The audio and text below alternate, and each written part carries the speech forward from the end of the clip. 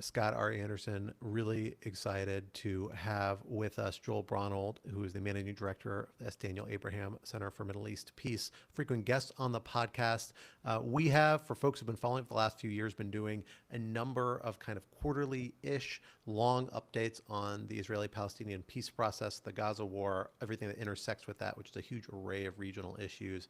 And in the last 48 hours or so, we've seen, I think, what we both agree is one of the most significant updates we've seen in a long time in the context of the Gaza conflict, in a lot of ways, the much broader Israeli-Palestinian conflict and peace process as well. And that is the Trump peace plan, this 20-item plan the White House has come out with and seemed to have gotten a lot of buy-in from a number of regional actors, including, most notably, Bibi Netanyahu and the state of Israel, or at least Bibi Netanyahu so far. We'll see if the rest of the Israelis go along with it.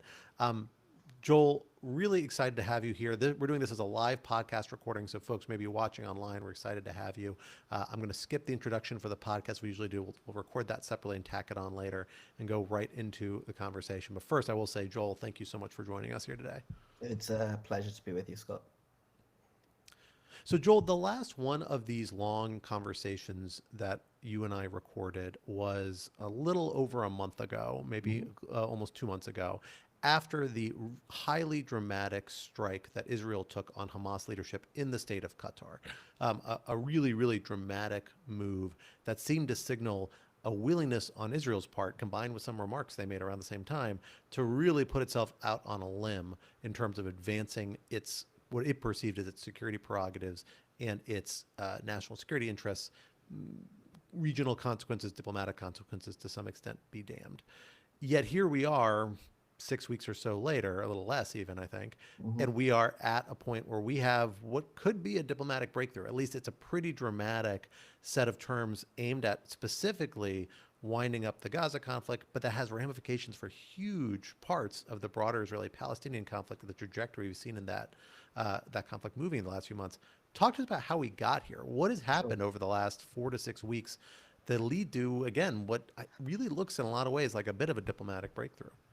Uh, Scott, cheers. And I think I can count 11 major things that happened over the past under 30 days that have led us to this point. And the whiplash and roller coaster that's happened is remarkable in the true sense of the word. So let's go back. August 27th, it's reported that there was a meeting at the White House where Jared Kushner and Tony Blair are there. It was interesting because for the first formal time that Jared seemingly has joined a White House policy meeting, of course, very interesting that Tony Blair was there.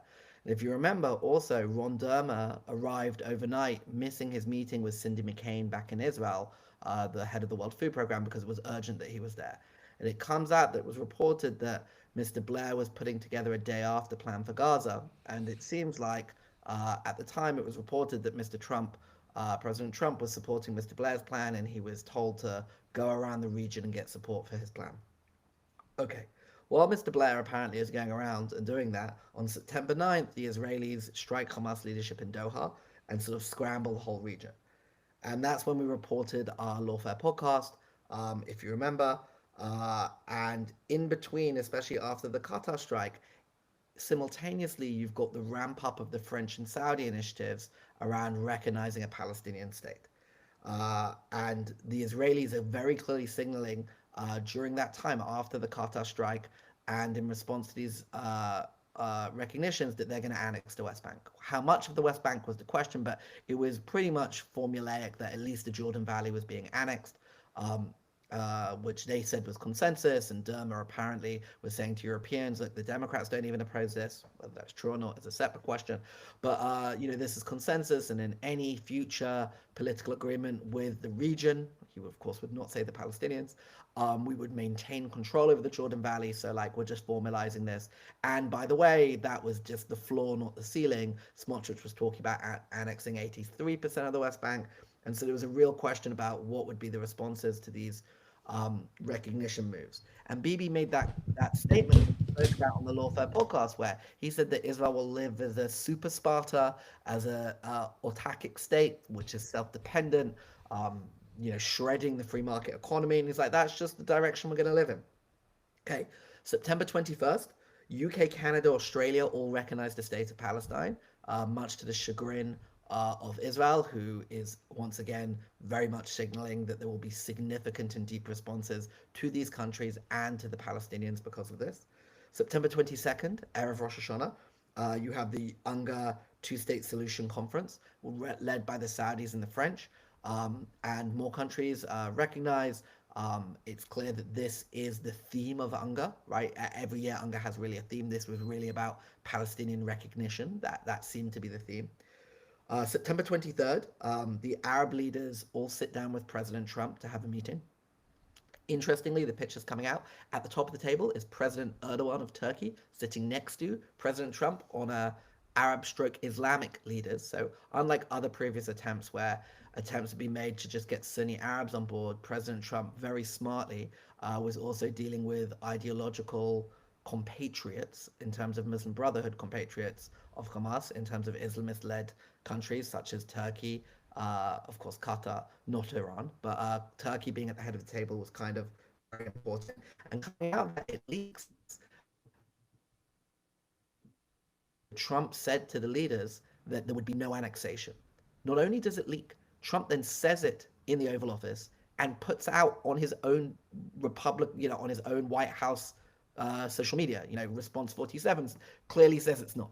So Bibi's landing after Rosh Hashanah in the United Nations to a response from President Trump saying there is no way I'm letting him annex. And apparently, he had said, look, I'm going to go to DC. I've got this meeting with Trump and we're going to decide on annexation. And that's what's going to happen. And even before he's given his speech at the UN, President Trump's come out and said, you're not allowed to annex.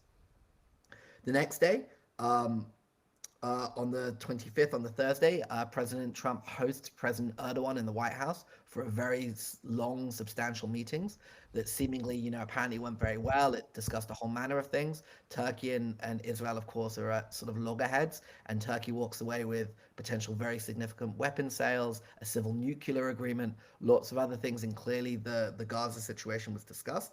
And it starts that night. Kushner and Witkoff go and discuss with the Israelis these 21 points that apparently President Trump presented to the Arab states in his meeting about his plan to end the war, that seemingly was getting their buy-in as well. Bibi gives his speech to the United Nations on the 26th of September, where he basically says two important things. If you listen in between the rhetoric, he said that Hamas can have an amnesty, which was one very important thing, and also once again prioritized hostage release over anything else, which was sort of another important thing. And he said, the entire state of Israel, I didn't speak for myself, but the entire state of Israel is behind me, vis-a-vis not allowing for a Palestinian state. And he attacks the PA, saying they're lying to you, whatever else. But he's silent on the Trump aspect of the plan. He doesn't speak about it. Over the weekend, the 21 points are published. They're leaked into Times of Israel and other places. And then on Monday, so early this week, Trump has a meeting with Bibi. Clearly, they had been negotiating, and there are edits, it seems, from this published version to the version that President Trump puts out. And they released the 20 points, and Netanyahu says he agrees, though very much clearly says there are things in here that he really does not agree with. Trump says, I understand you don't agree with it, but did not say that they're not in there. And then also the Bibi is forced to apologize to the state of Qatar for really killing one of their citizens in the strike on Doha.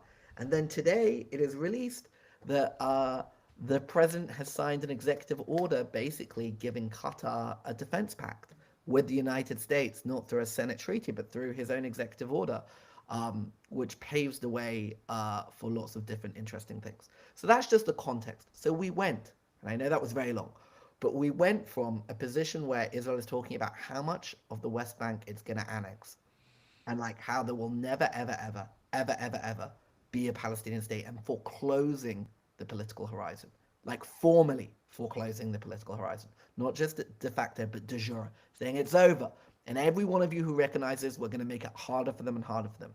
To now a plan that Netanyahu accepts that has points in there that launches a diplomatic process with the Palestinians, states that it's the legitimate recognition of the people of Palestine to have a state of their own, and inverses many other things. And I know we'll get into the plan as we go on the podcast. And the last thing I'll say is that, the entire perspective of the prime minister, some of his key cabinet members around trying to get a normalization agreement with Saudi and defense pacts for themselves with America, ends this morning with Qatar, the state that Israel literally bombed, getting a defense pact with the United States, right? So it's a very interesting sort of spin around the carousel in terms of what's going on. And now we all wait to see if Hamas can live with the deal and what amendments and other things might be put in. But the last thing I'll say is where this deal lies before we go through it. The Israelis have accepted it, and despite the Israelis screaming that we will accept no edits, it's not really their decision whether they accept edits or not. President Trump said, to Hamas, you've got 3 or 4 days, and through leaks in the media, it seems he's like, look, if you want to have edits on the sidelines, okay. And even in one of the leaks, they said, timetables for disarmament or exile, those are pretty major things, or withdrawal of Israel. We can talk about those, but the major aspects are locked. I think in President Trump's head, the major aspects is all hostages are released within 72 hours, the war stops, and that the general structure that exile, disarmament, handover to an international force with Palestinian components, that's the locked part. The 20-point document is not a formal treaty. It's not written like a formal treaty. It's not like you're editing every comma and word, but it's a bridging proposal between a day after plan and an end of the war plan. And I'll pause there. So I want to get into the 20 points we have landed on, at least for now, until we might see minor revisions around certain aspects, as we mentioned, from the negotiation with Hamas, the last major party that hasn't yet signed on to this to date. Before we do that, let's talk a little about what we know about some of the people involved, because one of the names is a little bit of a blast from the past. Tony Blair, of course, a figure who actually has been very active in the region for a very long time, particularly since leaving public office in the UK. Obviously played I think the last biggest high profile role he played was kind of the quartet role that kind of revives an element of the peace process during the end of the second Bush administration, but still has been active. Talk to us about his role and the role that we see the other big actors playing here. We have the Saudis and the French. We have the Gulf states more generally, in addition to Saudi Arabia. You have Turkey. Where did this plan come from, and who's been inputting into it, and how did it end up in President Trump's hands? So everything I'm about to say is conjecture because, like, unless you're in the room, you don't know, right? So, but we're sort of, as all analysts, are trying to piece something together, and fair-mindedly, without judgment, just sort of looking at what seems. The first reported interaction between President Trump and former Prime Minister Blair comes in this August 27th meeting. It seems like Tony, through his institute, has been planning, so like many other people have been trying to do a day after plan. It would appear, though, the fact that he's, there with Jared, that and Tony has, former Prime Minister Blair has very good, as you said, relations in the region. He himself is a former principal, so has access to world leaders, unlike any other think tank, right? He can sit there with the Crown Prince or the Emir of Qatar, or the president of the UAE, or the Ron Dermer or Prime Minister Netanyahu. He maintains good relations, and there were pictures of him with President Abbas in Jordan, sort of a month prior. He's clearly been cooking up a plan quietly, trying to work out what it could look like in terms of a day after. And clearly he was working, at least in some ways, with Jared Kushner from outside of government. And I think this also is a reflection of the lack of capacity of the particular White House team. Steve Witkoff doesn't have a very large team. The joke is, Secretary of State Rubio is doing 19 different jobs, right? And there isn't a large team under Steve Witkoff. So, as Witkoff has been focused on ending the war, someone needed to do the work of what does a day after plan look like. Witkoff took the Biden plan in January. They got the first ceasefire, but since that was abandoned after the Israel refused to move to stage 2, as they said was their right, and there was no obligation to move to phase 2. Someone needed to come up with a plan, and it seems like at that White House meeting, President Trump said, all right, this Blair plan seems pretty good, not this BCG whatever great presentation, but this plan seems pretty good. And we know from when it was leaked again to the Times of Israel, that this plan, was basically an org chart of what a day after could look like, with UN mandated peacekeeping forces sort of modeled after the trusteeship of Kosovo, with a chairman of the board, a Palestinian component, trying to sort of look at what really existed between them. And it seems like for Mr. Blair, the important thing was to get the Israelis on board, to get the Saudis on board, and then to some extent the PA and Egypt. But if he had the support of the Americans, people knew it was serious. So that was sort of the Blair piece of that.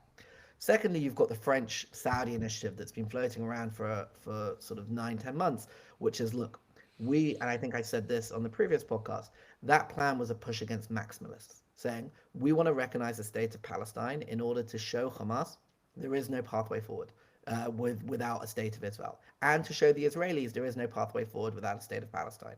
And the Israelis rejected that, saying this would be a reward for October 7th. The Europeans and the Saudis and really everyone who supported them, which was pretty much everyone except for America and Israel, um, were basically like, look, we all think that two states is the only sustainable way for this region and to stop this conflict spilling out into our own backyards and countries. And there are a series of reforms that the PA have to undertake, and there's a huge annex of those reforms, like genuinely extremely large, that they have committed to undertake. President Abbas condemned October 7th, and the whole region, including Islamist led governments like Turkey, agree that Hamas needs to disarm and leave as part of this agreement. They can't be part of a governing thing, and it works because there is a Palestinian entity that will eventually come in. So there's a whole format that in terms of that can work on. So you've got them trying to push a multilateral track of doing that through the United Nations and recognitions, which is really what Abbas wanted, because he had no and still has no faith in bilateral negotiations if he didn't already lock in the fact that a Palestinian state needs to happen. Okay, so you have that whole track going on there. And then, especially, the Turks play a very important role, A, being a NATO ally, B, being someone who facilitated the release of Idan Alexander, the last American hostage, and therefore showed that they had some ability to sort of motivate Hamas. And really, it's Egypt, Turkey, and Qatar that play the really important roles on speaking to Hamas. Of course, Iran is there, and the aim is that you empower these three actors to disempower Iran, who also, of course, have their links into Hamas. Um, and so all of them sort of are all pushing different tracks. And I think that the challenge was and always was, even when we saw the Blair plan in public, that's great, but how is that linked to an end of the war? Like, even if you get the parties to agree, the war could continue for 3 more years, 5 more years, 10 more. The Syrian civil war had a UN Security Council resolution that was agreed to, but it didn't stop the fighting. So, what was the linkage between the plan and the end of the war? And I think what we saw over the past week or so is this Kushner, Witkoff, whatever it is, bridge between how you end the war and how you get into Tony's plan, and that has got the support, with then some of the elements of what the French and the Saudis have done, to some extent, right? It's not, was it all staged, managed? No. But was it, look, I'll take some from here, some from here, some from here, throw it all together and push it out? I think so. And, for all the critiques that people have of the Trump administration, and we've spoken about this a lot. I admire the boldness. There isn't a lot of interagency. Just try and get it done. Sort of on a very much his style of negotiations, of a lot of pressure. Deadlines make deals. I mean, there's something to be said for that. Again, the proof will be in the pudding if Hamas signs on. But like bridging what is a very difficult, very large gap. And as we get into the plan, we'll talk about some of the most remarkable things that are in there that have got agreed to. We've seen a lot of things that have been inversed, changed around, moved around, but functionally it is a deal that, as President Trump said, everyone will be a little bit disappointed with, but at least ends and moves us all into another chapter. And so that's sort of how the different actors came together, it seems, on this, and we'll see if it works. So let's dig into the actual agreement. And for listeners who maybe want to follow along at home, I should say I am referring to what I think is the most official version we have. And these are the 20 points the Trump administration released on the White House's Twitter account. I actually don't believe they post on whitehouse.gov. I was trying to find a more print-friendly version. I could not found one as of yet. This is particularly important because while these same points have been reported in the media, I saw a copy on the Times, I think on the Post website as well, they haven't all picked up the image associated with it, which is a map that lays out the withdrawal stages, which you do want, which is part of the kind of equation to understand what they're talking about. So we start with 2 points that kind of frame the document. I'm just going to go over these, read these out really quickly so people understand these are the kind of objective framing, but we don't need to talk about them substantively. I want to get into more nitty gritty. This starts by saying Gaza will be a de-radicalized, terror-free zone that does not pose a threat to its neighbors, and Gaza will be redeveloped for the benefit of the people of Gaza who have suffered more than enough. So these are the two kind of tone setting objectives of these 20 points. Then we go to points 3 through 6, where we really are getting a map to the end of the conflict. This looks a lot like an iteration of different ceasefire proposals we've seen that are intended to wind down hostilities. Basically, say upon agreement, the war will immediately end. Israeli forces will begin a withdrawal process that is kind of laid out in stages in that image that I mentioned earlier. Military operations are going to stop. Within 72 hours, hostages, alive and deceased, will be returned, and then it has a particular schedule and scale, and where not only hostages, but a number of prisoners or Gazans held by Israelis will also be released. Talk to us about these sorts of terms. How do we end up on these sorts of terms? What does this reflect about the interest? How realistic is it? And how big a breakthrough is it to be able to arrive at this vision about how to wind down the hostilities? I think that the terms that all hostages need to be released, and then what the equation of Palestinians who have both been, some have been convicted, some are just people who are in administrative detention, including women and children, that they'd be released. And so, the terms of it is that all the hostages, both alive and dead, would be released within 72 hours, and then 250 Palestinians serving life sentences will be released. 1,700 Gazans who were detained after October 7th, including all women and children, detained in that context. And for every Israeli hostage who remains released, Israel released the deceased. Sorry, for every no, no, for every body that Hamas returns, 15 deceased Gazans will also be returned. So we've had this awful situation where people are holding dead bodies up for dead bodies, right? We're at that sort of macabre stuff. So that equation, that's what the negotiators in Doha have been figuring out for a very long time. It is a big lift, by the way. I'm not going to lie. In Israel, releasing 250 life sentence prisoners is not easy, and that, by the way, is the piece that requires a cabinet vote. Even if Bibi doesn't want to bring the whole agreement, you cannot release prisoners in Israel without a cabinet decision. So that will have to go to cabinet. So he has to find the votes for at least a hostage release deal. There's no legal way around that in Israeli stuff. um the point six is complicated.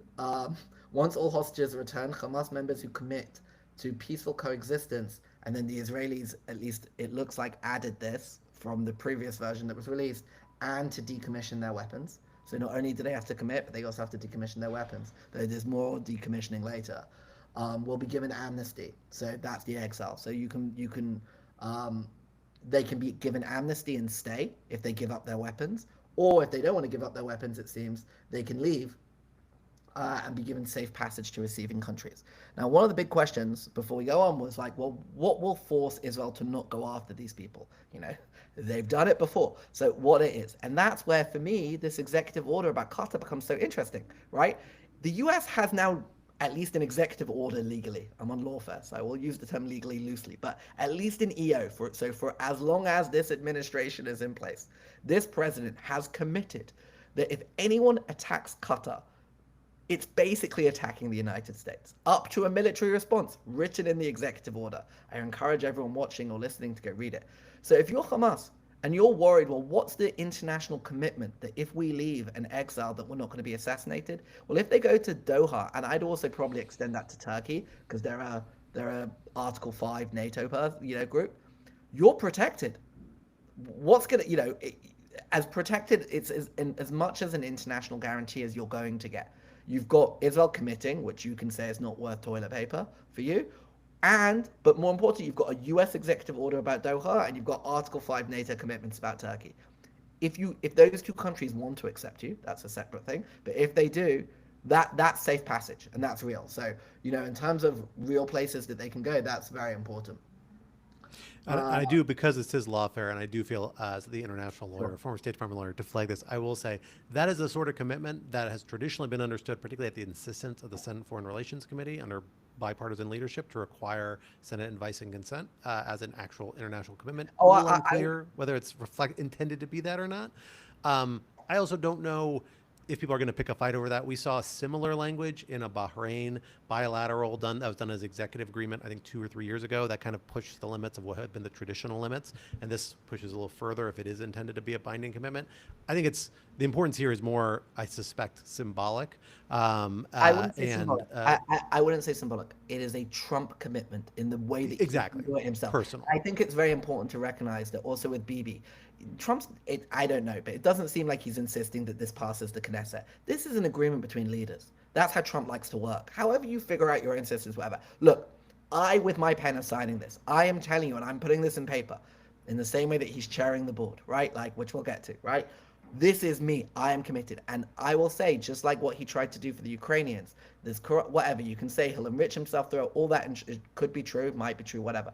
Him being there and invested in it is the best protection you can have for people who are dependent on him, because they know that if they attack it, they're attacking him.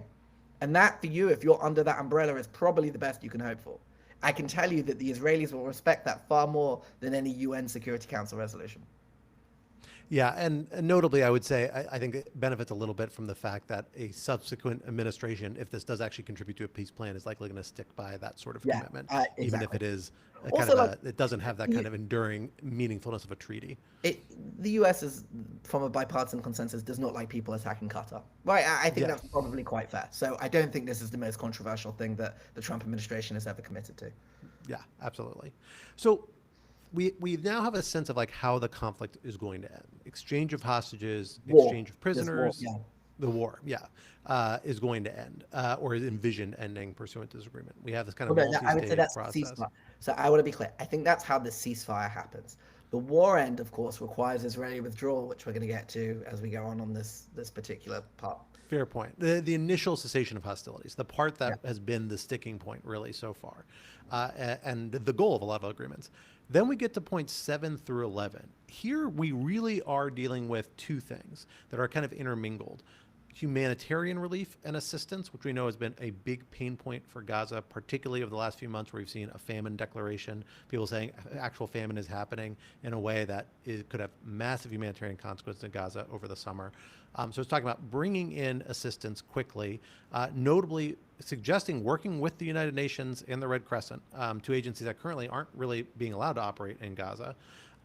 And then also shifting to the vision of how Gaza is going to be managed in a post-ceasefire, post-initial phase of conflict situation, talking about this temporary transitional governance body, a board where Trump will have involvement, but also we'll see Palestinian involvement and potentially other head of states. And we've heard, not in the agreement, although he is mentioned here, I suppose, but it's discussed about Tony Blair playing a particularly significant role in this body, even though it's headed and chaired by President Trump. So talk to us, but let's break out the humanitarian side first, I guess. Sure. How big a deal is this on the humanitarian front before we get to the governance front? Seeing the shift of away from the Gaza Humanitarian Foundation, which has been the focus and a heavily criticized element of how humanitarian assistance has been delivered so far, towards a slightly more aggressive and kind of multi-front model that involves the United Nations and other more conventional humanitarian agencies. Just for the viewers, if you see me squinting into the side, I have the list up on my phone, so I'm just checking. I don't have it all memorized in my head. Okay, so points 7 and 8 are really about humanitarian assistance. Again, what I'm trying to do is compare the 20 points to what the published 21s were, whether that was true or not, just to see what the edits. Point 7, there's no real difference, which was really about rehabilitation, infrastructure, water, other things coming in. Point 8 is about the United Nations. It said, the Israelis made sure that both parties won't interfere. So it's not just that the Israelis won't interfere, but both parties, so any Hamas remnants or anyone else, also won't interfere in terms of what's going on. But the Israelis didn't object to the UN or the Red Crescent, which has been a demand for the region and really the international community, who rejected the GHF for various different reasons, both because of its murky beginnings. We've gone through the GHF multiple times on these podcasts, what it has been, what it could be, what it was, lots of different things.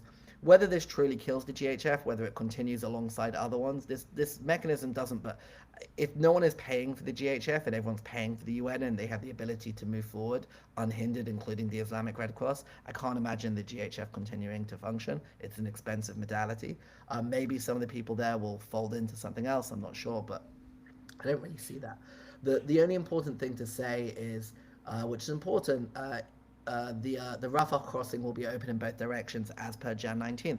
And it was reported later that there were PA people at the Rafah crossing. They worked out a mechanism for that. So again, when we look at sovereignty questions, right, even if there's an envelope and everything else, and there's Israelis on the borders to make sure there's no smuggling, actually at the crossing point, it seems like there will be some function of Palestinian sovereignty, which again for the PA is essential for keeping that political horizon open if we're copying the modality that was January 19th, 2025.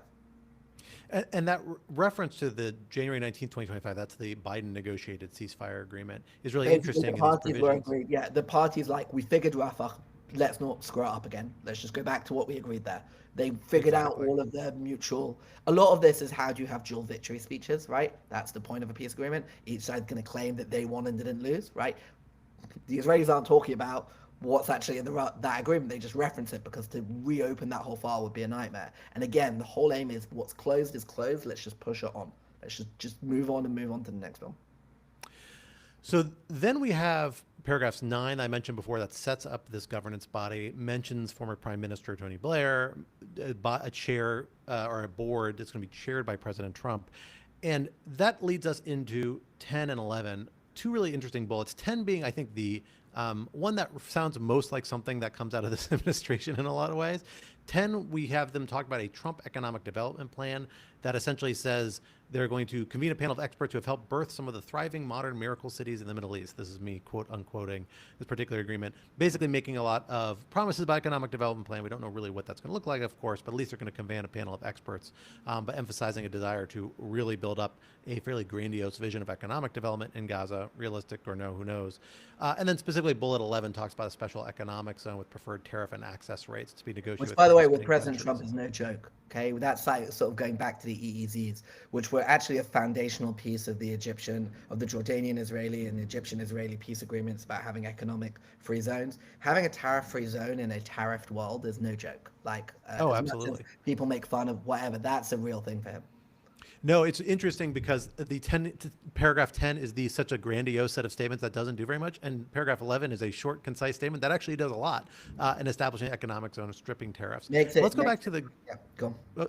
well, let's go back to the governance structure though. Like, Sure. what do we know about this governance structure, and Yeah, what does it say about a lot of the bigger questions about the broader peace process? Because among great. other things, it says this is holding and governing Gaza until the Palestinian Authority, once it undergoes reforms agreed to, or at least proposed, I should say, in the Kushner 2020 plan and the Saudi-French proposal, it's eventually going to take over Gaza. It's saying the Palestinian Authority is going to be a continuing body, and it's the one that's going to inherit Gaza ultimately.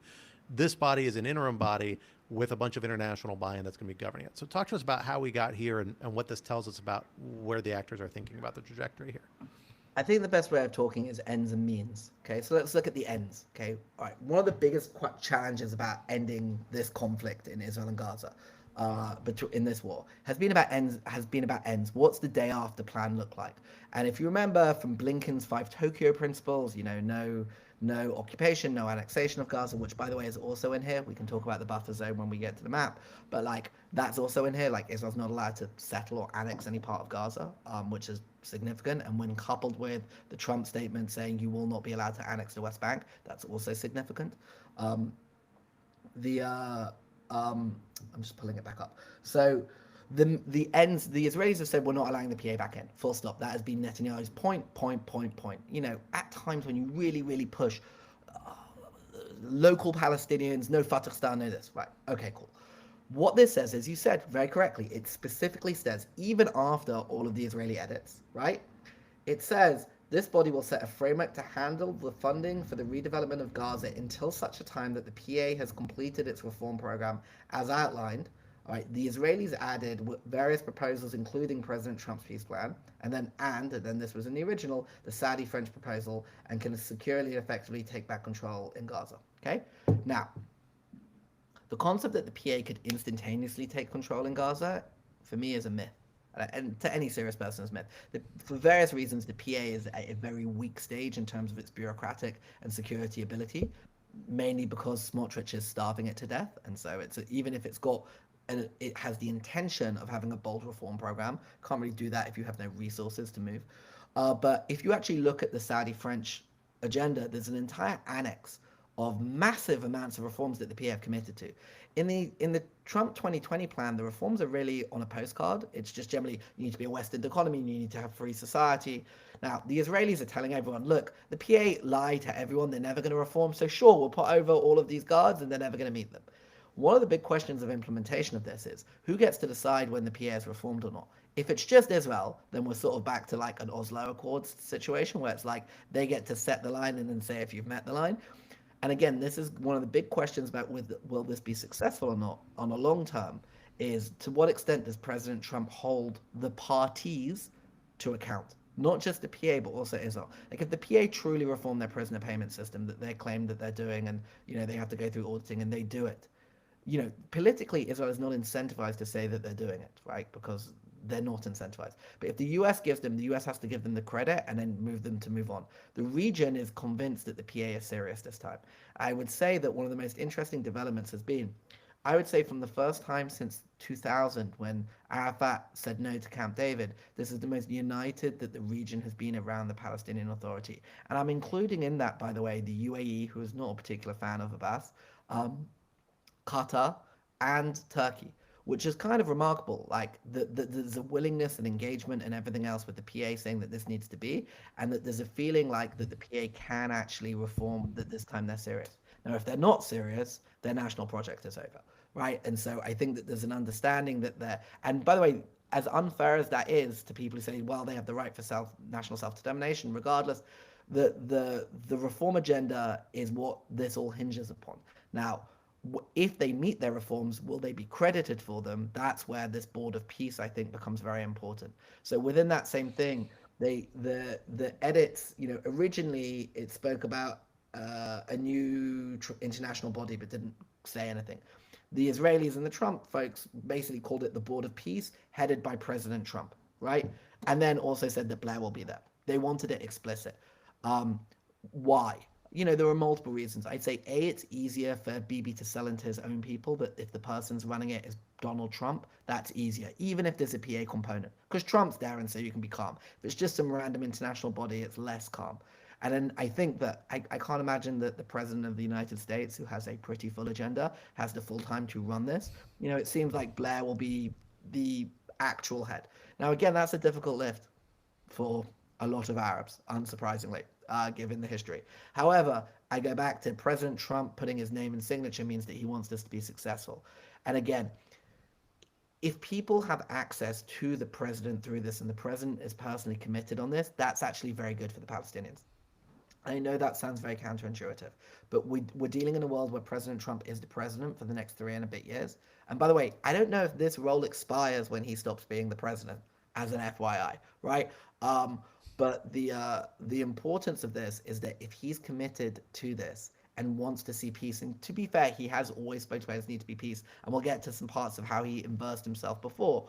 It is the best protection for Palestinians if he wants to see it thriving and is holding to this agreement that he himself has authored. Is the best protection if he is there versus if it's just some international agreement, knowing that the Israelis, especially under Netanyahu, have tried to wriggle out of every agreement they've ever made with the Palestinians, and the Palestinians don't particularly have the best track record of holding up to their own commitments either.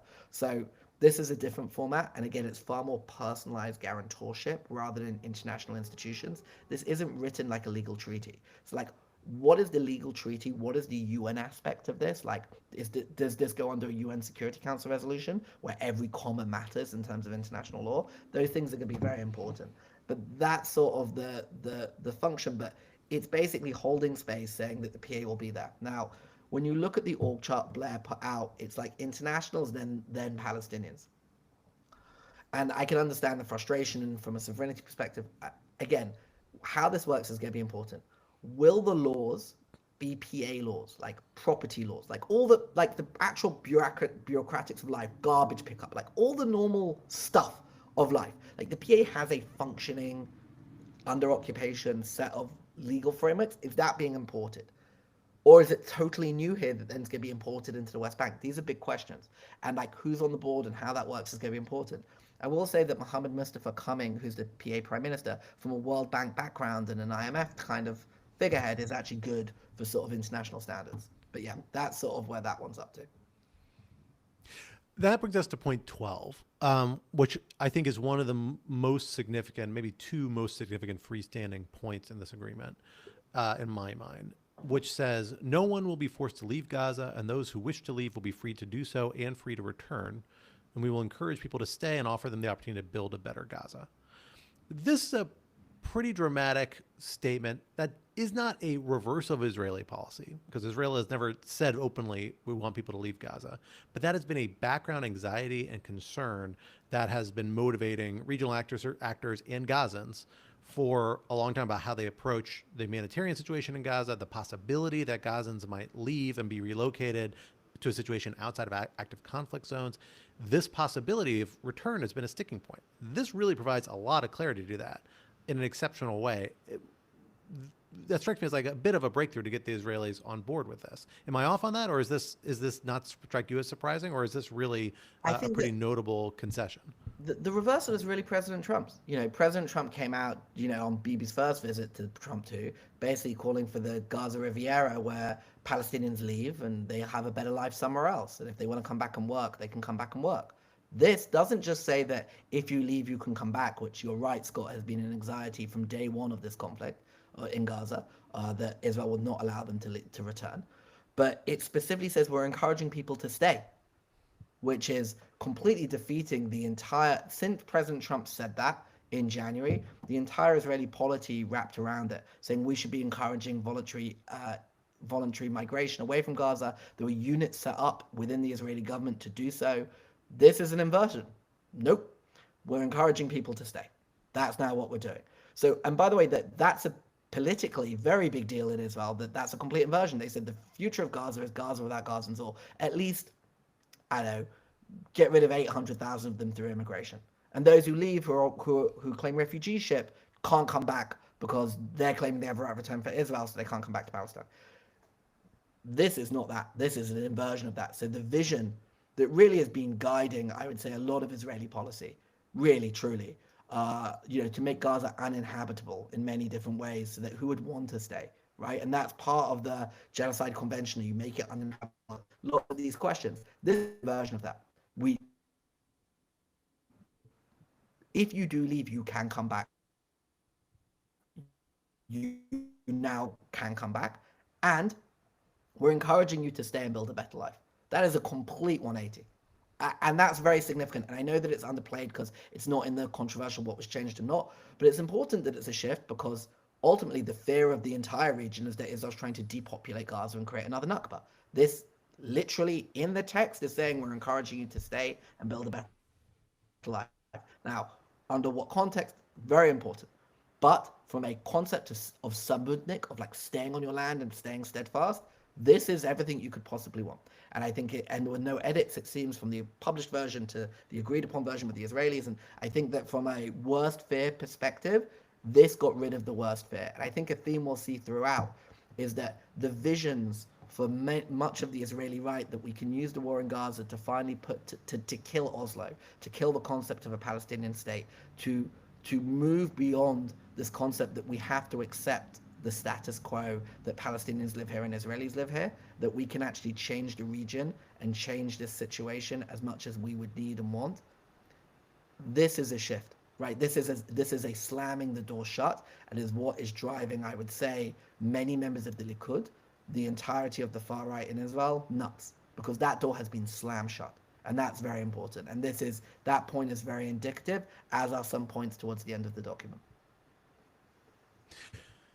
So from there, we get to paragraph 13, 14, and 15, which I view together as kind of the security dynamics provisions. Here, we see the agreement say Hamas is not going to have any role in governance. It's going to demilitarize. There's going to be a process of demilitarizing all of Gaza under the supervision of international monitors, presumably managed by this interim authority.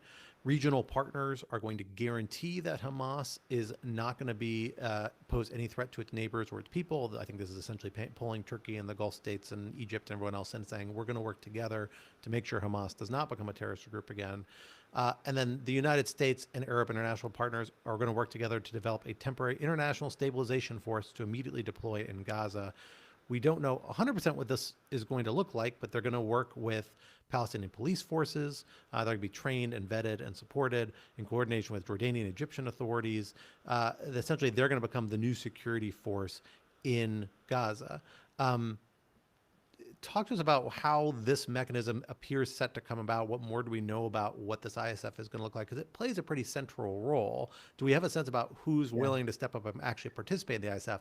This suggests the United States is going to be part of it. Now, that might just be at a leadership level, advisory level, as opposed to a troop level. We'll have to wait and see. This administration has been pretty allergic to U.S. troop participation in these sorts of things in other contexts, but obviously they have a more vested interest here. So talk to us about what we know about this body. So this is where the most edits, it seems, were put between the published version that was leaked and then the White House version. And when you listen to Barack Ravid's reporting, if you want to believe it, I know a lot of people get frustrated, whatever, but I think Barack's a decent journalist and a good one. This is where Trump said, okay, if you have edits on security, I could see why this is important, but I'm not letting you edit other parts, even for your own politics. And here on the edits, it's all about, it seems that they're trying to model this over the Lebanon agreement vis-a-vis Hezbollah. Like, we're not just going to hope that this happens. We will, as you demilitarize, we'll withdraw. If you don't demilitarize, we won't withdraw. And that's really what these 3 paragraphs are saying. And that's very complicated, right? This is not something that is easily agreeable because for Hamas, if the war ends and Israel doesn't leave, then what? That's not strong enough for them. So what's the timetable of withdrawal? What are the statements? In addition, the Israelis updated this, that it's not just offensive infrastructure that needs to be destroyed. It's all infrastructure, right? Including, and they added all military terror and offensive infrastructure. Including tunnels and weapons productions, will be destroyed. So the question is, what is offensive infrastructure versus defensive infrastructure? And apparently that's one of the clarifications Hamas wants. Like, what counts as defensive versus offensive? Because the agreement says offensive military infrastructure, but it includes tunnels. Productions facilities will be destroyed and not rebuilt. And then there'll be independent monitors that will do decommissioning, buyback programs, like all normal DDR type stuff. Guarantees, and then the Palestinian police forcing. I'm just going through the edits of this. Yeah, so the Israelis are trying to make sure that whatever they agree to, it meets their security requirements vis-a-vis border security and everything else. And the big question is, on 16, Israel still agrees not to occupy or annex Gaza, but it's a phased withdrawal, basically. And the agreement is the IDF will withdraw based on standards, milestones, and timeframes linked to demilitarization that will be agreed upon between the IDF, the ISF, and guarantors, and the US, and the objective of a secure Gaza that no longer poses a threat to Israel, Egypt, or its citizens, right? So what they're doing is they're saying, look, there's a lot on. We're not just going to instantaneously withdraw if Hamas can reconstitute itself. It's not going to work for us. And we don't just want a promise of demilitarization. It has to happen. So once that happens, we can work out. That's why I'm saying it's very similar to the Lebanon model, where they're complaining to the ceasefire monitor, like there are 19 different objections, and then how does it move backwards and forwards. In terms of who's providing the troops on the ground, we know that Indonesia has pledged 20,000 troops. They said it in their UN speech. We don't know who else there is, but I'm assuming there are other regional countries. My guess, and again it's a guess, seeing how weirdly President Trump keeps talking about the Field Marshal of Pakistan, and the Pakistanis constantly seem to be talking about this agreement with Gaza, it would appear to me that Pakistan seems to be somewhat involved, which again, weird, but okay.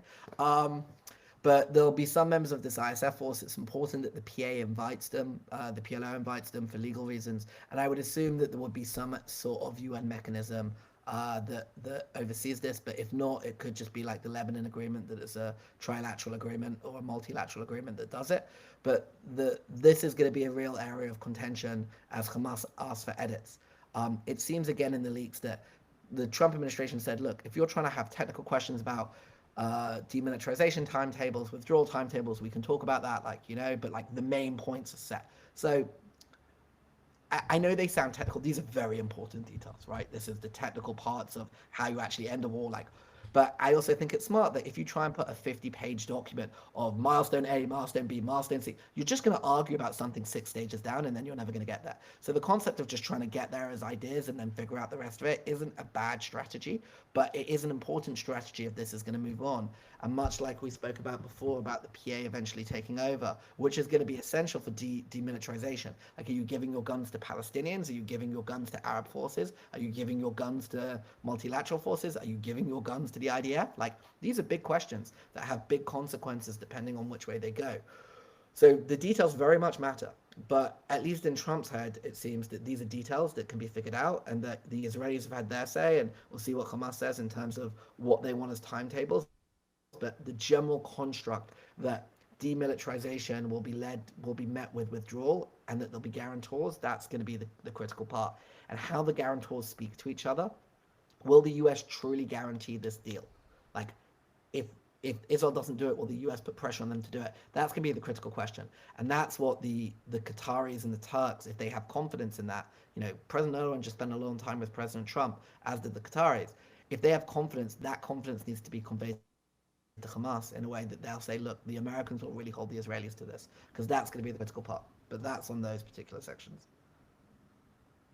And then we get to paragraph 16 and 17, which I think are operationally some of the most important ones. And it's got kind of three components as I think of it.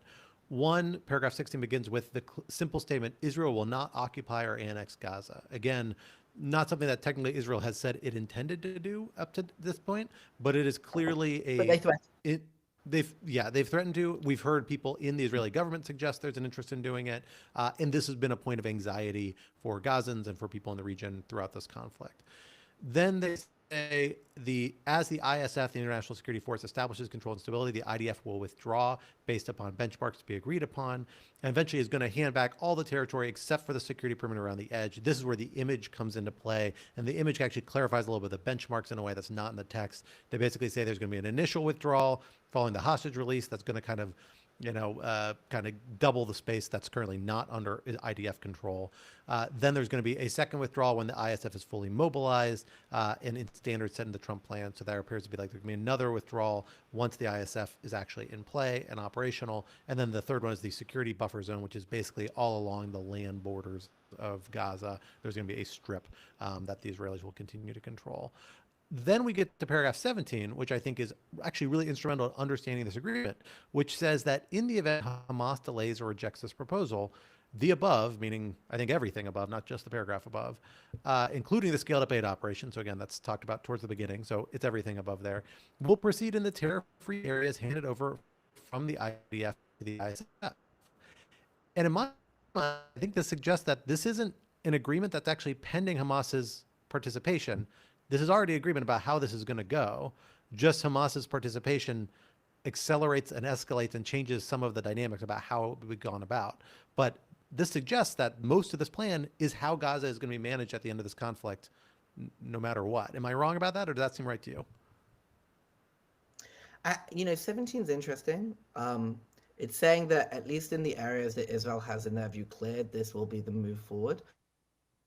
But there are more points below, which is interesting. So those points apparently are requirements on Hamas agreeing. We'll get to the points below because they're kind of important. And there are other parts of this that, absent a Hamas agreement, I don't know how they happen. But yeah, I think that the aim was to say, this is the plan. This is it. This is what's going to happen. And that it's basically if Hamas's guarantors can't force Hamas to agree, this is it. This is happening. Right, this is what's going to happen. Now, the political stuff vis-a-vis the Palestinians, that for the Arab states to participate in that, it needed to be very clear that Gazans will be staying put and everything else, and they're not being delayed. So I think it's sort of that's the deal that's sort of pushed from 17 upwards.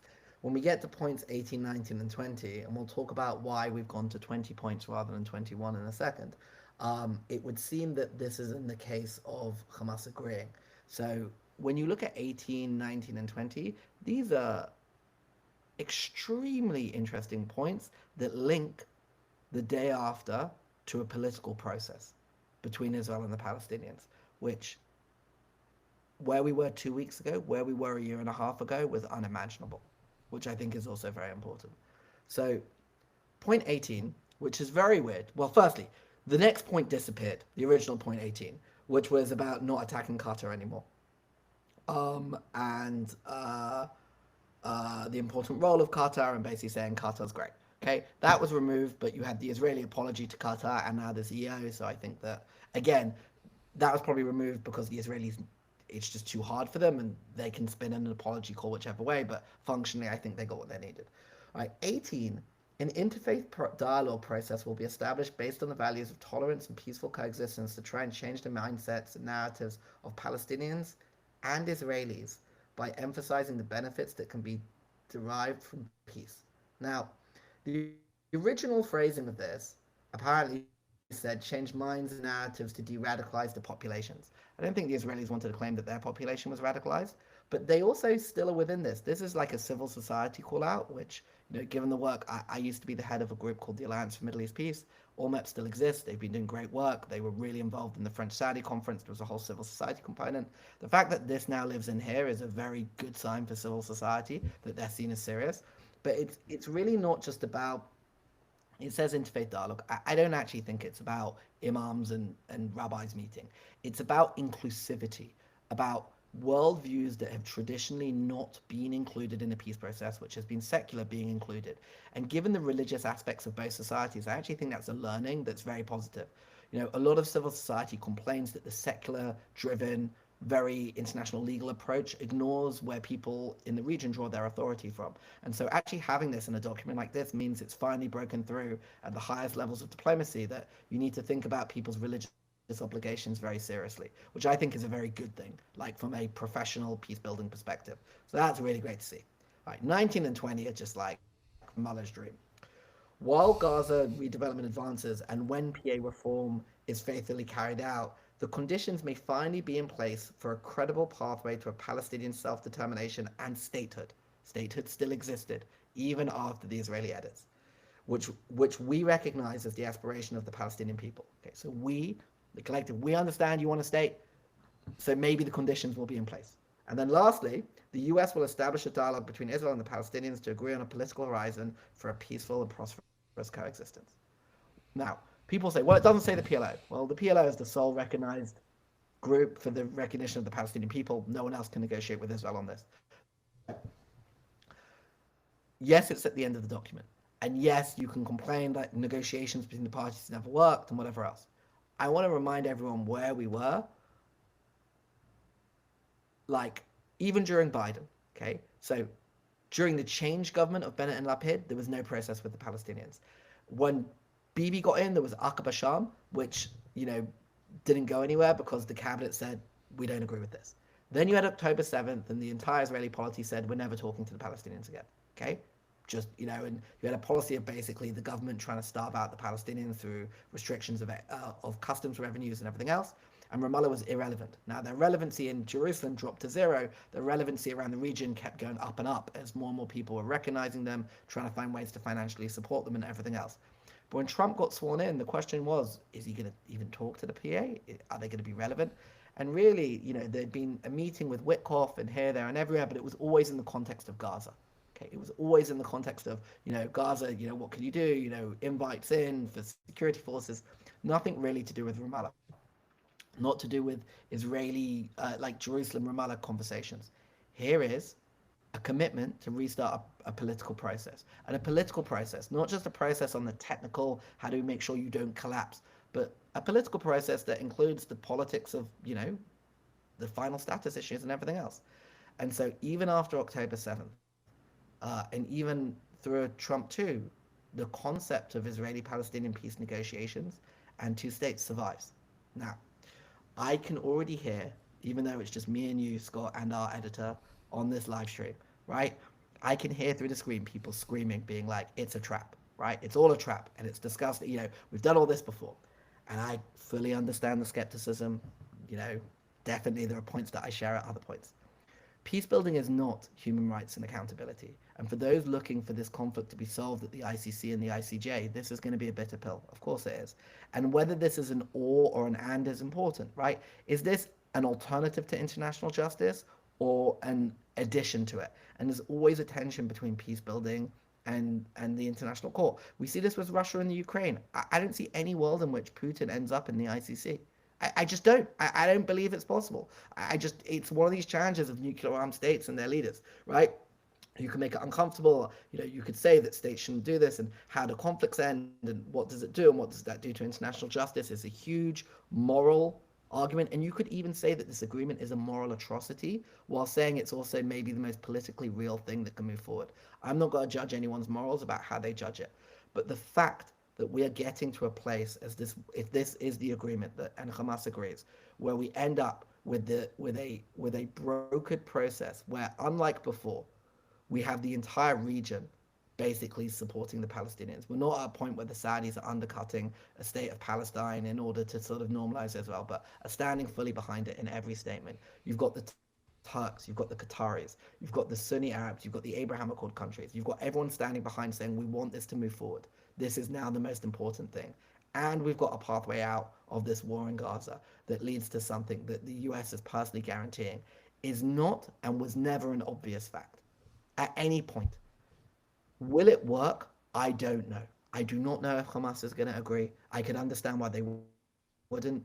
I think it would be a mistake. I don't think it's ever going to get better for them than it is on this one. And it's definitely not going to get better for anyone who's left in Gaza. And I know that right now, as we're recording this, we're at the height of victory speeches in Israel, where they're like, there will never be a Palestinian state, they'll never reform, it's all a con. And I know, because do you know what? When 80% of Israelis don't ever want there to be a Palestinian state and there's going to be elections this year, that's what people have to say. Now, if this is ever going to move forward towards a political solution, it will require a significant amount of push from America and the people who push the Trump administration to care about this. It will mean that when the Saudis come to the White House, that I think is before the end of the year, they're going to have to put this on the agenda. When the Qataris and the UAE are going to have to continue to put this on the agenda. Turkey's going to have to continue to put this on the agenda, right? The pressure is not going to have to end if, please God, this war ends. It's going to need to be like, we need to continue to convert this into a political process, into something better. And if that sustained pressure can be there, and the Trump administration and President Trump wants to be the guy who ended this. This is still the man who put out a peace plan in 2000. The Trump deal of the century plan. Then there might be a pathway forward where there is a real political process with regional support that can get us somewhere. What the outcome of that looks like, I don't know. What the pieces of that look like, I don't know. But I do think that, as difficult as this is for many, many people who have been morally outraged, by the way, also many in Israel who have been morally outraged by the concept that you could even facilitate the concept that there could even be a Palestinian state after this, right? And also the global outrage of Israel's actions and the feel that there needs to be international consequences for those who perpetrated them. Like, this is a very bitter pill to swallow. But conflicts, in my view, don't end in courtrooms. And that's very hard. And I don't begrudge anyone who morally finds this uncomfortable. I don't begrudge anyone who doesn't trust the Trump administration or the Netanyahu government or anyone else, or anything like that. But the president is who he is. The government of Israel is who they are. And the limits of pressure are a reality that we dealt with in the Iran dealings, right? When we were doing the Iran deal, you couldn't get everything you wanted, and are also realistic here. And that's not satisfying to many people, and I get that. But that's where I think that this agreement is. And I think that there are enough pieces and what I would say precedents in there to be important. And I'll close, I think, this very long answer, and I think the last answer of this particular podcast with this. Amit Segel, who is the journalist probably closest to Prime Minister Netanyahu and himself is a very right-wing person, spoke about the real danger of this agreement. And he said the real danger of this agreement is that it basically sets a precedent that if this prime minister And this president can even have the crack of a door open to a Palestinian state, that it's never going to be closed. And that's true. And if he's saying that, even as he's like trying to justify and spin for the prime minister in many different ways, it means that this is a precedent setting piece.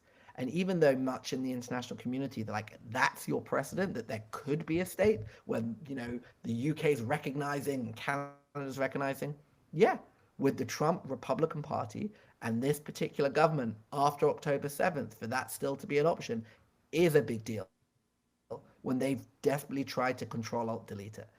And that might not be enough for most people, but that is still a thing that even the pro Netanyahu camp, who never want to see a Palestinian state, recognizes the real risk at the heart of this, that there is a precedent that there will be a Palestinian political sovereign entity at the end of this, regardless of what happened on October 7th, if they reform. And despite the skepticism that they can, if they do, and that reform is seen as real by objective observers, then that's a horizon. And that's a political horizon that we've all been searching for.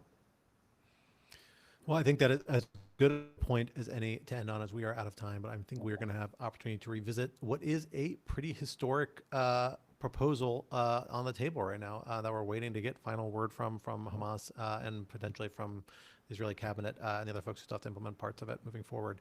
But we will reconvene then. Until then, Joel, thank you for coming here today on the Lawfare.